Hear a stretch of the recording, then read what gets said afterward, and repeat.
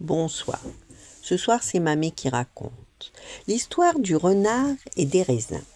Il était une fois au bord d'un coteau baigné de soleil un vignoble ancien que les villageois disaient béni par la patience du temps.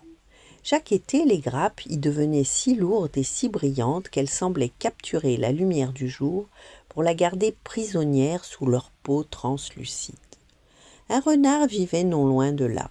Ce renard n'était ni particulièrement rusé, ni particulièrement sot, mais il avait une grande qualité, ou un grand défaut selon la manière dont on voyait les choses. Il voulait toujours ce qu'il ne pouvait pas avoir.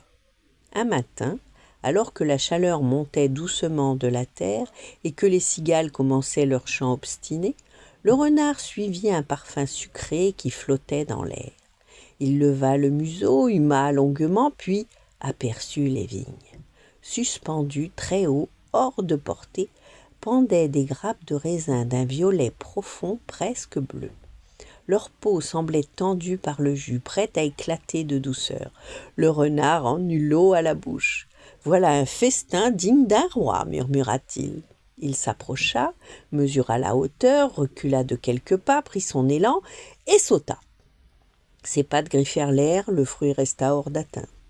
Il retomba, secoua la poussière de son pelage, regarda autour de lui. Heureusement, personne ne l'avait vu. « J'ai mal calculé, dit-il avec dignité, et il recommença.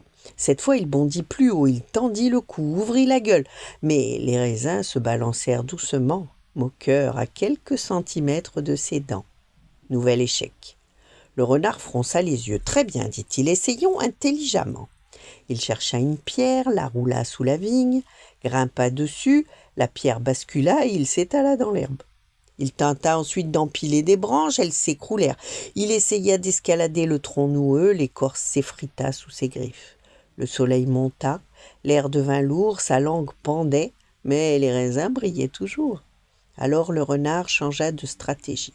Il se mit à marcher lentement autour de la vigne, l'air réfléchi, comme un expert examinant une œuvre médiocre.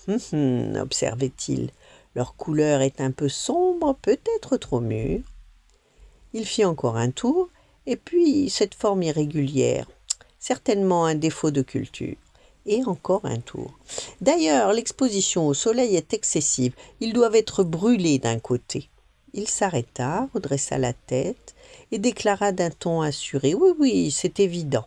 Ces raisins ne sont pas bons. » Il resta immobile un moment, puis son ventre gargouilla si fort qu'un moineau perché non loin de là s'envola de surprise. Le renard soupira. Il s'assit, regardait les raisins, regarda ses pattes, regarda encore les raisins. Le vent passa doucement dans les feuilles, faisant bruisser la vigne comme un murmure discret, et soudain, quelque chose d'étrange se produisit. Une grappe trop lourde se détacha lentement, glissa, oscilla, puis tomba juste devant lui dans un léger ploc. Le renard sursauta, il fixa la grappe, elle était parfaite, fraîche, parfumée, à portée de museau.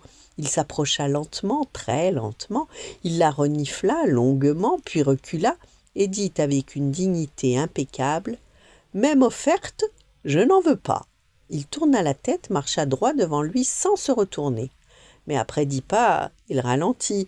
Après 20 pas, il s'arrêta. Après 30 pas, il revint discrètement. La grappe avait roulé un peu plus loin, arrêtée par une racine. Le renard regarda autour de lui. Personne ne l'avait vue. Il la mangea.